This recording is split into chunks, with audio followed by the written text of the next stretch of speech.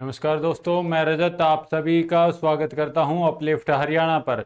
दोस्तों, आज हम कंप्यूटर का प्रैक्टिस सेट नंबर 7 करेंगे। 6 प्रैक्टिस सेट आपके हो चुके हैं। आप जाके कंप्यूटर की प्लेलिस्ट है उसमें देख भी सकते हैं, पुराने प्रैक्टिस सेट रिवाइज भी कर सकते हैं।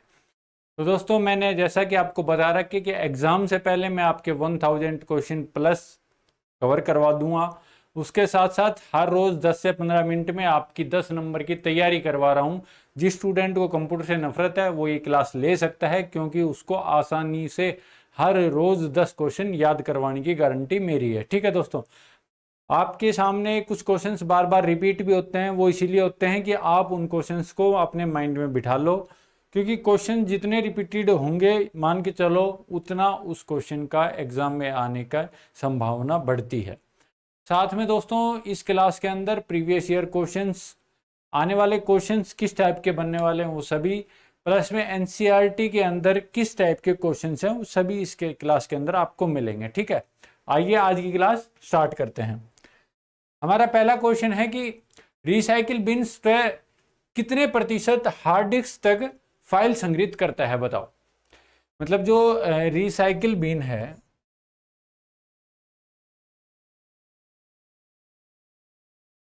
मान के चलो ये रिसाइकिल बिन है, ठीक है। ये एक हार्ड डिस्क है, ये हार्ड डिस्क है और ये रिसाइकिल बिन है, ठीक है। ये रिसाइकिल बिन है और ये हार्ड डिस्क है, ठीक है। तो ये हार्ड डिस्क का कितना स्पेस रिसाइकिल बिन स्टोर कर सकती है। जैसे हम कुछ डाटा डिलीट करते हैं तो वो परमानेंट डिलीट नहीं होता एकदम से, तो वो जो डाटा होता है वो कहाँ जाके स्टोर होता है, वो रिसाइकिल बिन के अंदर जाके स्टोर हो जाता है। जैसे यहाँ से डिलीट किया तो ये कहाँ जाएगा, रिसाइकिल बिन के अंदर चला जाएगा। लेकिन रिसाइकिल बिन मैक्सिमम कितने जो डाटा होता है उसको स्टोर कर सकती है, बताओ। तो इस चीज को आप आराम समझो कि ये 100% है, ये 100% है हार्ड डिस्क। लेकिन हार्ड डिस्क का कितना प्रतिशत रिसाइकिल बिन स्टोर कर सकती है, 10%। तो इसका राइट आंसर क्या होगा, 10%। ठीक है दोस्तों, आइए नेक्स्ट क्वेश्चन की तरफ चलते हैं। ग्राफिकल यूजर वातावरण में मानक पॉइंट डिवाइस के रूप में कौन सा उपकरण उपयोग होता है, बताओ। तो दोस्तों, ये जो उपकरण है, जिस हमें किसी चीज को पॉइंट करना है तो क्या क्या उपकरण यूज होगा, बताओ। कीबोर्ड, कीबोर्ड से तो हम किसी चीज को सिलेक्ट कर सकते हैं, मतलब कीबोर्ड से पॉइंट नहीं हो पाएगा, ठीक है। स्कैनर से भी नहीं हो पाएगा, प्रिंटर से भी नहीं हो पाएगा, तो इसका जो राइट आंसर होगा वो होगा माउस, ठीक है। आइए नेक्स्ट क्वेश्चन की तरफ चलते हैं। नेक्स्ट क्वेश्चन है, एक floppy disk controller board ribbon cable को सपोर्ट करता है, बताओ। दोस्तों, एक जो कंट्रोलर बोर्ड की रिबन केबल को कितने स्ट्रिंग जो है वो उसको हैंडल कर पाते हैं, बताओ। कितने स्ट्रिंग हैंडल कर पाते हैं। तो इसका जो राइट आंसर हो जाएगा वो होगा 33 स्ट्रिंग। एक साथ जो कंट्रोलर रिबन केबल है वो एक साथ 33 स्ट्रिंग को कंट्रोल कर पाते हैं, हैंडल कर पाते हैं, ठीक है। नेक्स्ट क्वेश्चन है कि अधिक संख्या में निर्देशक वाला कंप्यूटर कहलाता है, बताओ क्या कहलाता है। सी आई CISC, इसकी फुल फॉर्म क्या होगी, बताओ। सोचो एक बार, इसकी फुल फॉर्म क्या है। कॉम्प्लेक्स इंस्ट्रक्शंस सेट कंप्यूटर, ठीक है। ये जैसे कि इस काम आता है कि भाई हमने कोई कैलकुलेशन दे दी, बार बार बड़ी बड़ी कैलकुलेशन दे रहे हैं कैलकुलेटर को, तो उसके जो बैकएंड में काम करता है वो करता है CISC, उसके बैकएंड में काम करता है, ठीक है। नेक्स्ट क्वेश्चन है, दो मानक वाणिज्यिक रूप से उपलब्ध डिजिटल लॉजिक गेट कौन से हैं, बताओ। दोस्तों, जो डिजिटल लॉजिकल जो गेट हैं वो जो कंप्यूटर में हमारे काम करते हैं वो क्या होते हैं, TTL एंड CMOS। ये हमारे कंप्यूटर के लॉजिकल गेट होते हैं, इंटरनल ये काम करते हैं, कंप्यूटर के अंदर सर्किट टाइप होते हैं, ठीक है। आइए नेक्स्ट क्वेश्चन की तरफ चलते हैं। रोम क्या है, बताओ।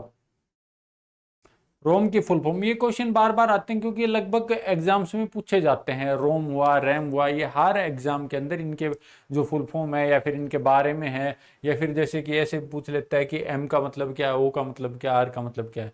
तो बताओ क्या होगा।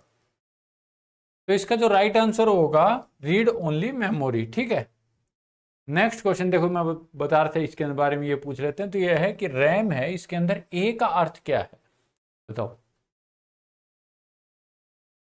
तो इसके अंदर इसका जो ए का अर्थ है वो होगा एक्सेस। ठीक है, आइए नेक्स्ट क्वेश्चन की तरफ चलते हैं। हार्डवेयर क्या है? हार्डवेयर क्या है? जैसे मैं इसको टच कर पा रहा हूं, तो ये क्या है? हार्डवेयर है। माउस है, उसको टच कर पा रहा हूं, वो हार्डवेयर है। सीपीयू है, हार्डवेयर है। ठीक है, मॉनिटर हार्डवेयर है। कोई कैमरा लग रहा है, उसको क्या बोलेंगे? हार्डवेयर है। ठीक है, लेकिन सॉफ्टवेयर क्या होते हैं? जैसे कुछ प्रोग्राम इसके बैकएंड में जो चल रहा है उसे बोलते हैं सॉफ्टवेयर। ठीक है, तो ये हार्डवेयर में बताओ क्या आएगा? कंप्यूटर की भौतिक संरचना। ठीक है, आइए नेक्स्ट क्वेश्चन की तरफ चलते हैं। निम्नलिखित में से कौन सा ऑपरेटिंग सिस्टम नहीं है, बताओ। सोचो कि कौन सा ऑपरेटिंग सिस्टम नहीं है। मैंने ये सारे आपको बता रखे हैं। जैसे विंडो है, ऑपरेटिंग सिस्टम है। लिनक्स है, ये भी ऑपरेटिंग सिस्टम है। मैक ओएस है, ये भी ऑपरेटिंग सिस्टम है। ये लगभग सभी यूज करते हैं। ठीक है, ये आपने यूज नहीं किया होगा, लेकिन ये यूज होता है। जैसे कि हैकर्स वगैरह हैं, वो सभी इसको यूज करते हैं। ठीक है, लिनक्स को। मैक ओएस कहाँ पे यूज होता है? मैक ओएस यूज होता है जो आईफोन वगैरह रखते हैं या आईपैड वगैरह होता है, उसके अंदर जो ऑपरेटिंग सिस्टम होता है, एप्पल के जो ऑपरेटिंग सिस्टम है वो है मैक ओएस। ठीक है, आइए नेक्स्ट क्वेश्चन की तरफ चलते हैं। पहचानिए निम्नलिखित में से कौन सा आउटपुट डिवाइस नहीं है। आउटपुट डिवाइस नहीं है, बताओ। आउटपुट डिवाइस नहीं है, इनपुट डिवाइस है। बताओ कौन सा है इनपुट डिवाइस। इसमें मेनली ये पूछ रखा है कि आउटपुट डिवाइस नहीं है। मॉनिटर आउटपुट डिवाइस है, प्रिंटर आउटपुट डिवाइस है, स्पीकर आउटपुट डिवाइस है, लेकिन क्या नहीं है? माउस है, वो आउटपुट डिवाइस नहीं है, वो इनपुट डिवाइस है। ठीक है दोस्तों, आज की क्लास यहीं कंप्लीट होती है। मिलते हैं नेक्स्ट वीडियो के अंदर।